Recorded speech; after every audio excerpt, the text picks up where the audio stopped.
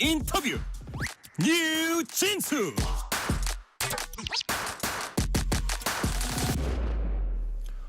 (21대) 대선이 8일 앞으로 다가왔습니다. 사실 오늘도 많이 지나가고 있으니까 거의 일주일 앞으로 다가왔다고 해도 이제 과언은 아니고요.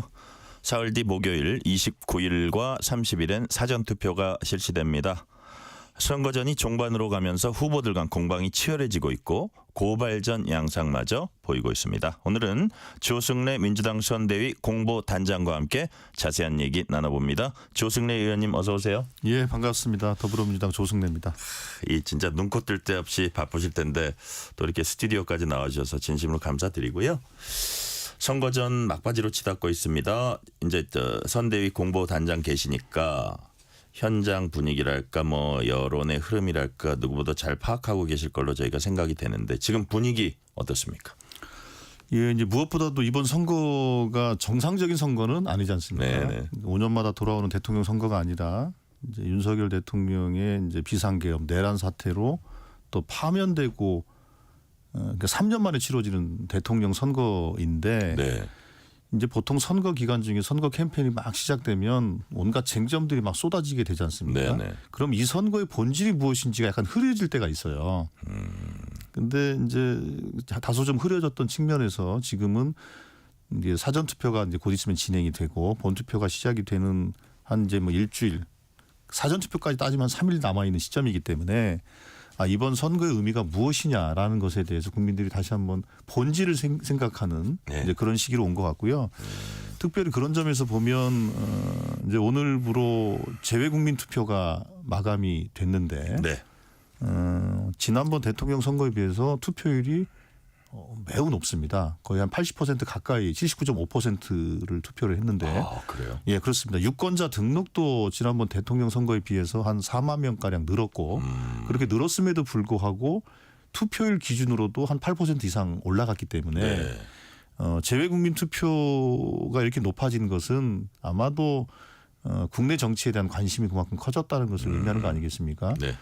그러면 좋게 해석합니까? 어떻게 해석하십니까? 그럼 좋게 해석이 됩니다. 예, 왜냐하면 그 실제로 12.3 이 비상계엄 내란 사태가 벌어졌을 때 재외 국민들 교포들께서 많이 당혹해 하셨거든요. 도대체 선진국 대한민국에서 어떻게 저런 일이 벌어질 수가 있는 거냐라는 것에 대한 네. 같이 어울려 살고 있는 그 나라의 사람들하고 대화를 하면 참 그 면목이 없고 좀 뭐가 설명하기 좀 어렵고 이런 게 있었다고 그래요. 그런 점에서 보면 그걸 정상화시키는 선거를 치르는 것이기 때문에 재외 국민들의 참여 열기가 높아졌다 이렇게 보고 있고 이거는 또 한편으로는 이제 29일 30일 이제 사전 투표가 진행이 되는데 우리 국내 유권자들에게도 네. 투표 열기로 이어질 것이라고 기대하고 있습니다. 자, 지금 조승래 의원님 말씀은 재외 국민 투표율 높은 게 민주당이 좀 유리하게 작용할 것 같다고 이제 분석하시면서 그게 국내 본 투표에도 뭐 사전 투표도 남아 있고요. 이런 국내 투표에도 비슷한 양상을 보일 거다. 이런 지지로 이제 말씀을 주셨습니다. 그러니까 유리하다기보다는 네.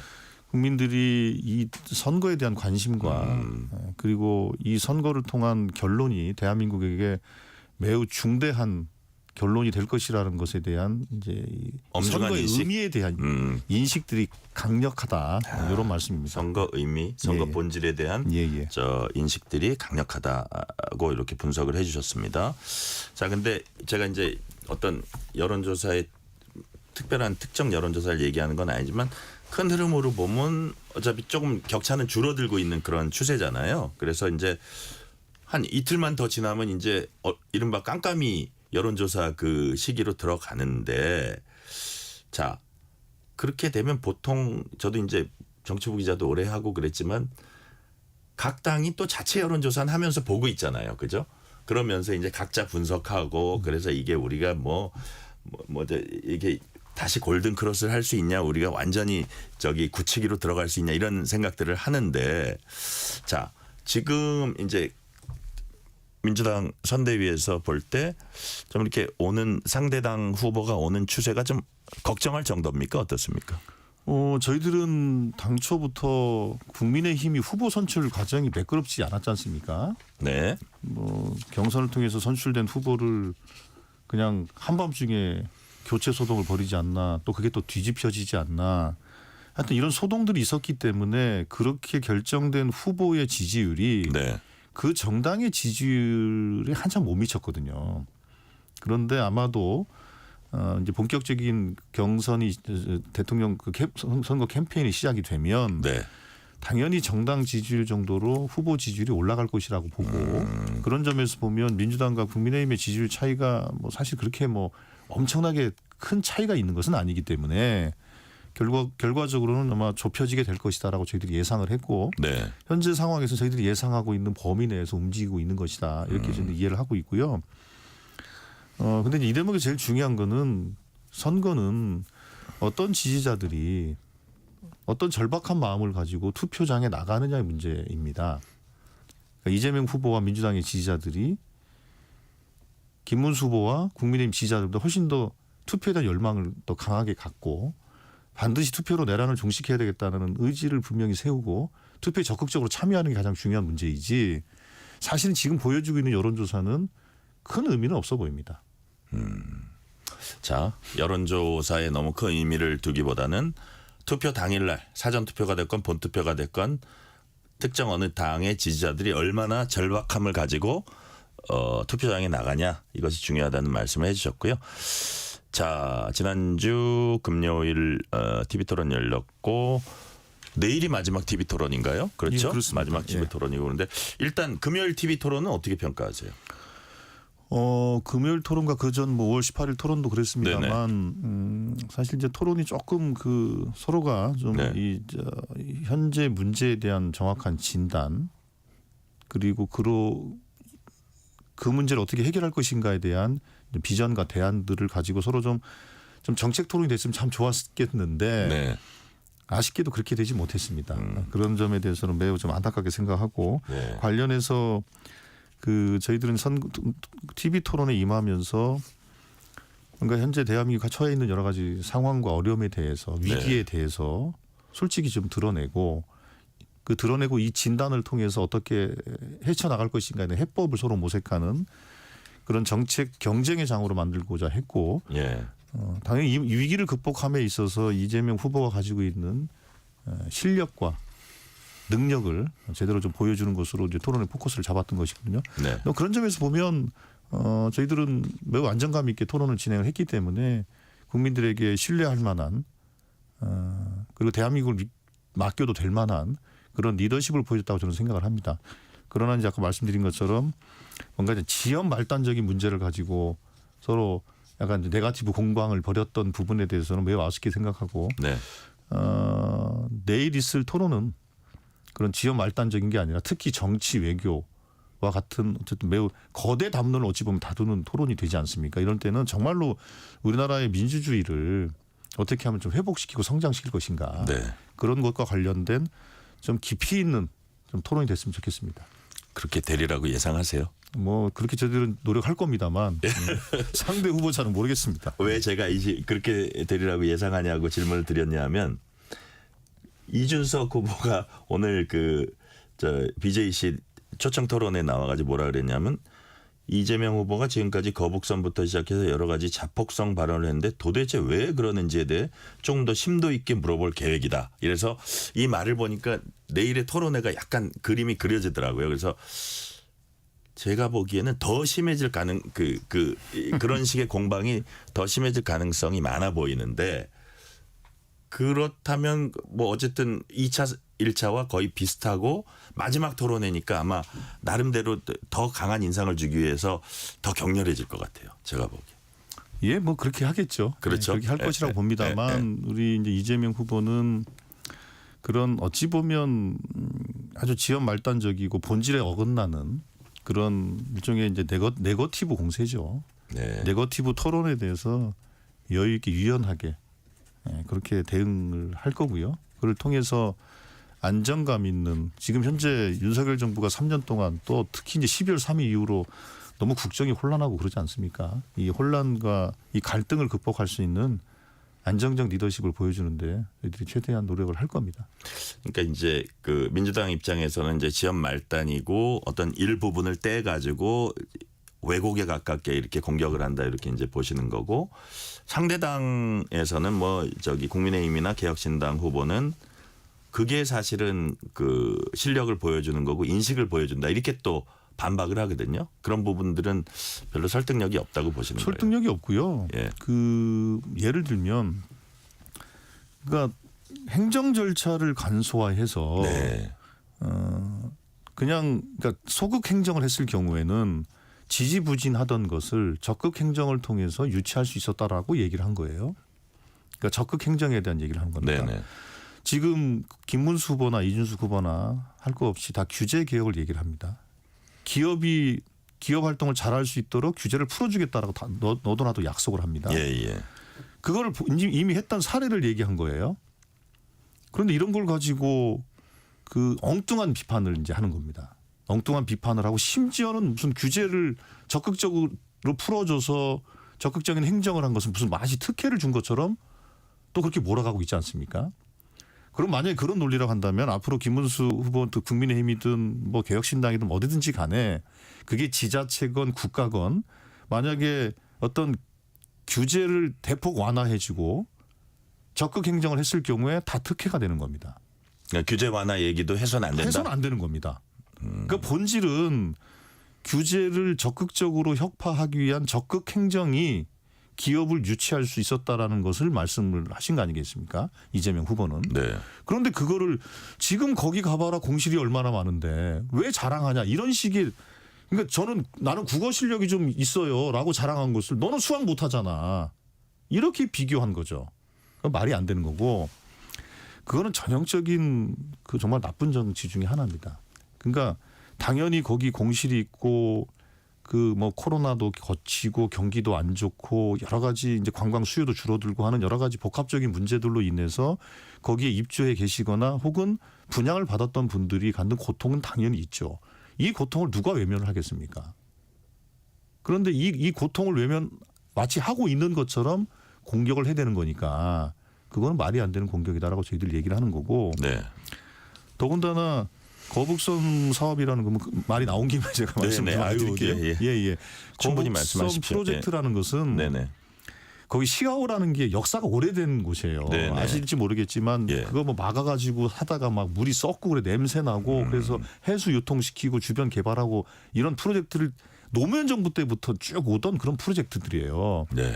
그게 진행이 되다가 안 되다가 곡절을 거치고 박근혜 정부 때 이제 마리나 항을 개발하는 게 거북선 프로젝트인데 그거 자체를 활성화하기 위해서 그 남경필 지사 그리고 김윤식 시흥시장 때 그 거북선 프로젝트를 수행하기 위한 우선 사업자를 선정하는 과정들이 이미 들어갔었고 그 과정에서 그 이재명 도지사가 들어오고 또 임병택 시흥시장이 들어오면서 그 부산 기장에서 유치하려고 했던 것들이 행정 규제나 이런 것 때문에 막 지지부진하던 것들을 네.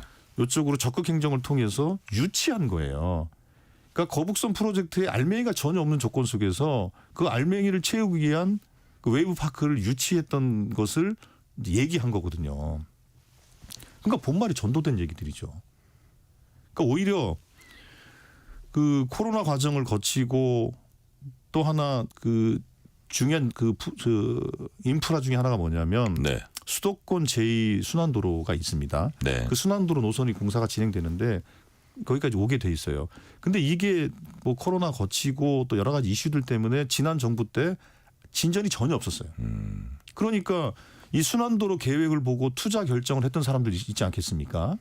이런 사람들이 이게 지지부진하니까 투자를 유보하게 돼 있어요. 이런 과정이 하나 있었고 또 하나 아까도 말씀드렸습니다만 그 과정에서 무슨 그 적극 행정을 한 것이 무슨 특혜를 준 것처럼 몰고 가서 그때도 고발이 있었습니다. 이재명 그 당시 경기도지사와 그 임병택 시장에 대해서 특혜 시비로 고발을 해서 경찰에서 뭐 반년 이상 조사를 했습니다. 누가 고발했어요? 뭐 자유 무슨 호국단인가 뭔가 하는 분들이 있습니다. 정치 집단이나 정치 단체가 네, 그렇게 해서 고발이 돼서 한 6개월 정도 수사가 있었고 무혐의 처분 받은 거예요. 그걸 또 무슨 특혜라고 지금 몰고 가고 있는 거 아닙니까? 그런데 문제는 그런 정치적 시비가 붙으니까 어떤 문제가 생기냐면 거기에 투자를 하려고 했던 사람들도 그건 다 민간 사업들이니까요. 투자를 계획했던 사람들도 아 저렇게 정치적으로 시끄러우면 내가 투자를 못하지. 안 들어가는 게 낫겠다. 투자를 철회합니다. 예. 그러니까 코로나 거쳤죠. 그다음에 제2순환도로 같은 그 인프라 구축이 지지부진하지요. 정치적 시비를 붙어가지고 자꾸 그 못 살게 굴지요. 이러니까 그 민간 투자했던 사람들이 투자를 해야 활성화되는 건데 그게 자꾸 유보가 되는 상황이 생긴 거죠. 그러다 오늘까지 흘러온 거다. 그렇게 된 겁니다. 그리고 네. 그러나 그럼에도 불구하고 여전히 이제 공실률이 있고 그건 현실이니까 그거 가지고 우리가 누구나 부정할 수는 없죠. 안타까운 현실이죠. 근데 이 현실을 해결하기 위해서 그 웨이브 파크라는 이 앵커 시설을 가지고 네. 뭐 국제 서핑 대회를 유치한다든지 뭐 이런 노력들을 해요. 그나마 이것이 없었으면 사실은 더 심각한 거의 무슨 그 황량한 폐허 상태가 됐을지도 모르겠어요. 예. 그러니까 그런 겁니다. 그래서 그런 것이고 현재 공실로 인한 또 수분양자들의 고통 이런 것들은 같이 머리를 맞대고 해결해야 될 문제인 겁니다. 그래서 그럼 제2순환도로 빨리 개통하려면 어떻게 해야 될 건지 수요를 만들기 위해서 그럼 어떤 노력을 해야 될 것인지 그거를 같이 머리 맞대고 고민을 해야 될 주제인 겁니다. 오케이. 자, 거북섬 얘기, 웨이브파크 얘기 아주 자세하게 이제 설명을 해주셨고요. 자, 민주당이 대법관 100명 증원 법안, 비법조인 대법관 임명 법안 철회하기로 했습니다. 사실 이제 법무부 장관 지냈었고 지금 법사위 민주당 간사는 박범계 의원이 추진해 온 법안입니다. 자, 철회 배경이 뭘까요? 아무래도 그 이재명 후보와 저희 이제 더불어민주당의 현재 우선 순위는 가장 크게는 이제 내란 극복이고 내란 네. 극복을 위해서 내란 극복을 하는 것이 그러니까 내란으로 인해서 매우 심각한 이제 민생과 경제 위기에 처해 있기 때문에 이 문제를 해결하는 게 가장 큰 우선 순위다라는 게 첫 번째이고 그런 점에서 보면 다른 이슈들에 대해서 그게 부각되는 것들이 바람직하지 않다. 솔직히 말씀드린 그런 좀 판단도 있었고요. 득표에도 바람직하지 않다. 뭐 득표라기보다는 예, 예. 일의 우선순위와 저 사람들은 도대체 어떤 고민을 하고 있는 건가에 대한 저희 대답이죠. 또 하나는 법조계 안팎에서 여러 가지 우려들도 있었던 것도 사실이죠. 그런 것들을 좀 종합적으로 고려해서 네. 저희들이 오늘 선거대책위원회 회의를 통해서 그 두 가지 그러니까 비법조인 대법관 문제와 그리고 대법관 수 뭐 100명 규모로 늘린 요 두 가지 법안에 대해서는 철회하는 것이 맞겠다 이렇게 결정을 하게 된 겁니다. 혹시 그렇다면 이재명 후보가 대통령이 되면 다시 추진할 수 있습니까? 근데 이 문제는 예. 조금 이제 본질적인 문제를 먼저 좀 볼 필요가 있는 것 같은데요. 지금 대법원이 사건들이 워낙 많이 쌓여 있어서 네. 아예 이제 대법원 판단을 보지 못하고 그냥 아예 그냥 무슨 뭐 각합니까? 아예 그냥 그렇게 되는 사건도 많고 또 어떤 경우에는 제대로 된 심리도 되지 못하고 그냥 졸속으로 판단한다라는 그런 또 의심도 받는 사례도 있고 또 한편으로는 너무 늦어져 가지고 심지어는 대법원에 소를 제기한 분들이 막 돌아가시는 상황까지 발생하는 이런 게 네. 현실이거든요. 이 현실은 두 가지 문제가 있습니다. 첫 번째로는 그 대법원과 법관의 측면에서 보면 내가 업무를 처리함에 있어서 당연히 심리도 좀 꼼꼼히 하고 어쨌든 최후의 보루니까 대법원이 네. 그렇게 해야 하는데 그 대법관과 이 대법원들의 업무 가중 때문에 그렇게 하지 못하는 부분이 있지 않습니까? 네. 이 부분도 하나이고 두 번째로는 이게 가장 근본적인 문제죠. 국민들의 사법적 편익이 없어지는 거거든요. 그러니까 법관들이 업무를 효율적으로 하기 위해서도 그렇고 국민들의 사법적 편익을 높여주기 위해서도 우리는 제대로 된 대법원의 판단을 받아야 될 거 아니겠어요. 네. 근데 지금은 제대로 된 판단을 받을 수가 없는 구조거든요. 그렇기 때문에 이 문제를 해결해야 된다라는 것은 오래전부터 있어 왔던 숙제입니다. 이 숙제를 어떻게 해결할 것인가는 여러 가지 의견들이 있을 수 있어요. 뭐 상고법원을 하자라는 의견도 있었고 또 그건 이제 저 양 대법원장 그렇죠. 때 예, 추진했던. 그랬었고 예. 그리고 지금 대체적으로 대법관 숫자를 조금 늘릴 필요가 있지 않냐라는 네네. 의견들이 있는 겁니다. 그런데 대법관 숫자를 늘리자는 것에 대해서는 법원 혹은 법조계 안팎에 별로 그 거부감은 없습니다. 그럼 어느 정도 수준이 적당한 거냐. 네. 그러니까 예를 들면 뭐 소부 하나, 그러니까 뭐 4명입니다. 소부 하나를 더 만드는 정도면 되지 않냐? 아니다. 소부를 한 3-4개 정도는 더 필요하다라는 의견까지 있는 거예요. 네. 그런 의견에 대해서는 좀 차분하게 법관들의 업무 효율성을 높여주고 국민들의 사법적 편익을 높여주는 방향으로 대법원을 좀 개선할 필요가 있다. 그거는 당연히 저희들이 놓칠 수 없는 겁니다. 네. 할 겁니다. 그래서 이제 방탄 입법이라든지 어떤 사법부 흔들기라든지 이거는 좀 기우에 불과하다 그렇게 보시는 건가요? 그렇습니다. 예. 자, 그거는 좀 필요성이 있어서 오랫동안 논의되고 또 찬찬히 해결해야 될 문제다라는 그 저기 취지로 말씀해 주셨고요. 이재명 후보가 오늘 외교 안보 공약 발표했습니다. 국익중심 실용외교 얘기하시면서 한미동맹 복원 남북 대화 재개 북한 비핵화 프로세스도 이제 추진하겠다고 했는데 이런 것들 그다음에 한미 동맹 한일 관계 한미일 관계 뭐 이런 얘기들에 좀 뭐라 그럴까 일각의 어떤 우려나 이런 것들에 대해서 좀 안심시키는 그런 차원이라고 봐야 되나요? 그렇죠. 이제 근데 그 아시겠지만 저희들 네. 민주당 정부는 김대중 대통령 이래로 김대중 노무현 문재인 정부 이르기까지 한 번도 한미 동맹의 기본적인 가치를 의심한 적이 없었고 그걸 또 부정한 적도 없습니다. 네. 그건 당연히 대한민국 정부라면 또 대한민국 대통령이라면 누구나 다 할 거 없이 한미 동맹의 기본적인 가치 위에 현실에 맞게 실용적으로 어떤 외교 전략이나 외교 노선을 채택하는 것이지 한미 동맹을 훼손하는 것은 없다라는 것은 다시 한번 분명히 말씀을 드리는 거고 네. 그런 점에서 보면 지금 이제 트럼프 행정부가 새로 들어서고 우리도 이제 행정부가 새로 들어서게 되면 한미 동맹 기본 가치 위에서 각기 행정부가 가지고 있는 또 고민들이 좀 다르지 않습니까? 네. 예를 들면 트럼프 대통령의 경우에는 어쨌든 뭐 자국 중심주의 그리고 경제 우선 이렇게 하는 거 아닙니까? 네네. 이런 거에 맞추어서 한미 동맹 기본 틀이 있다 하더라도 당연히 한미 관계는 현실에 맞게 조정이 될 수밖에 없는 거죠. 네. 예를 들면 통상 정책에 대한 조정도 있을 것이고 그리고 이러한 포괄적인 외교 안보 정책, 북한에 대한 대응을 어떻게 할 것인지도 당연히 미국과 조율을 통해서 해야 되겠죠. 네. 이 기본적인 원칙을 오늘 천명한 겁니다. 예. 자, 그리고 이제 뭐 조기 대선이 비상계엄 이후에 이제 치러지는 그런 그 과정을 거쳐서 치러지기 때문에 그런 것 같긴 한데 군에 대한 문민 통제 강화한다 뭐 이런 말씀도 하셨고 특히 국방부 장관 민간인이 맡았으면 좋겠다는 얘기도 했습니다. 배경이 뭔지 이건 짤막하게 좀 설명을 해주세요. 예, 거기서 이제 민간인은 그러니까 우리 특히 이제 여성은 모르겠지만 남성들은 군대를 다 거의 다 갔다 오지 않습니까? 그러니까 뭐 병장 출신이건 장교 출신이건 할 거 없이 그 문민이라는 개념은 군의 영향력을 좀 많이 벗어난 상태로 이해하는 게 맞습니다. 군 출신이 아니냐보단 출신이라는 문제라기보다는 그 미국도 그렇게 하고 있거든요. 그래서 이 문민화라는 것은 전문성을 유지하되 군의 영향력을 최소화시킬 수 있는 방향의 개념으로 문민화 개념으로 이해하는 게 적절하지 않나 싶습니다. 네. 자, 지금 국민의힘 김문수, 기억신당 이준석 후보의 막판 단일화 여부가 이제 뭐 그 선거 막판에 이제 뭐 최대 변수라고 볼 수 있는데 이재명 후보는 뭐 이 단일화 가능성 높다는 취지의 말씀도 하신 적이 있고 조승래 의원님도 그렇게 보세요? 포기하지 않는 한. 지금 이제 국민의힘은 계속 뭐 지금 단일화 조건을 제시해라 이준석 후보한테 그러고 있지 않습니까? 포기하지 않는 한 그 가능성은 당연히 살아 있는 거죠. 아, 그렇습니까? 일단 포기하지 않고 또 이제 정치가 생물이니까 알 수는 없다 이거예요. 그런데 이제 그게 단일화라는 것은 어떤 가치가 있어야 되는데 도대체 어떤 가치냐?